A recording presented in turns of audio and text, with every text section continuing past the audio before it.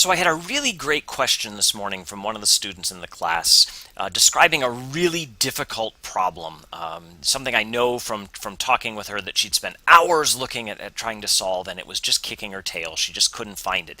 And in the end, the solution turns out to be really easy. And I don't say that to mock her for her difficulty in finding this, but to point out to you that you're all going to experience this, both as a student in the class yourself, but then as a teacher working with your own kids.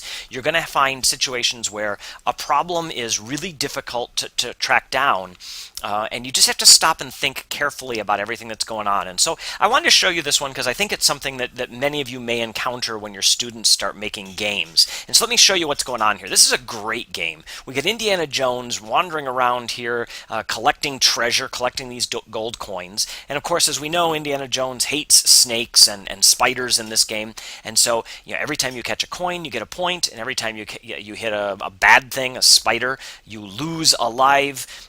It disappears for a while and comes back a little bit later. Very common to the games we've been building. Good features. And here's what the problem was.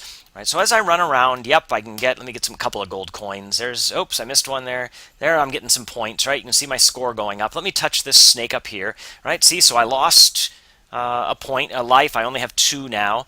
Here, I'll touch the spider. Spider goes away. And eventually the spider comes back, and let me touch this snake. So I touched the snake, and the lives went to 0, and the game is over, okay? And I simplified this a little bit from her original code, but there was what was happening. That looks like it's working okay.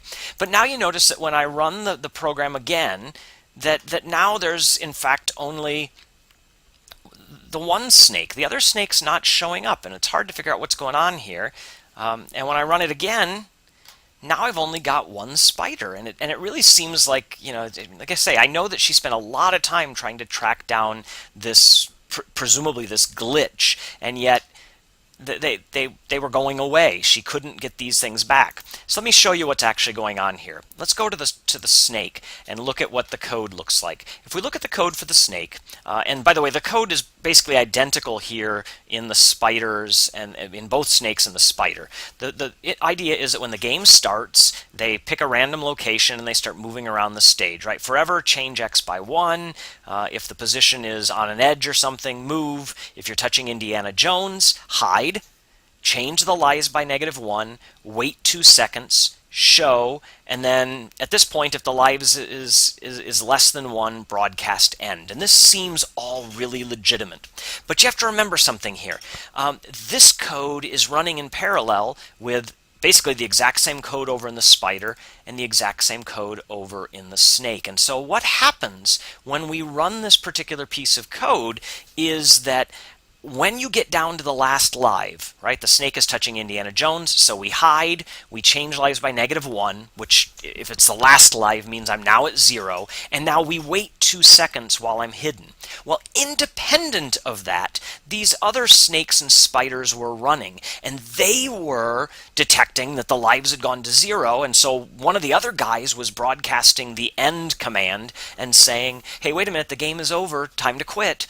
And so the game ended with this spider hidden. Well, you remember now, after enough time playing with Scratch, that when I hit the green flag again, everybody starts back wherever they left off. Right? And so this is kind of fun now. I don't have any bad spiders anymore. I can keep running because in the end I'd managed to kill off, hide all of those spiders and snakes, and they weren't coming out and playing anymore. And so the solution, it turns out, the basic solution is easy. I just need to remember that when I do places everybody for the snake, no matter what, I needed him to start showing himself again. Even if he's already showing, doesn't matter to show again, right? But just in case he was hidden at the last moment, if I hit show as the first object, oops, that one didn't click over.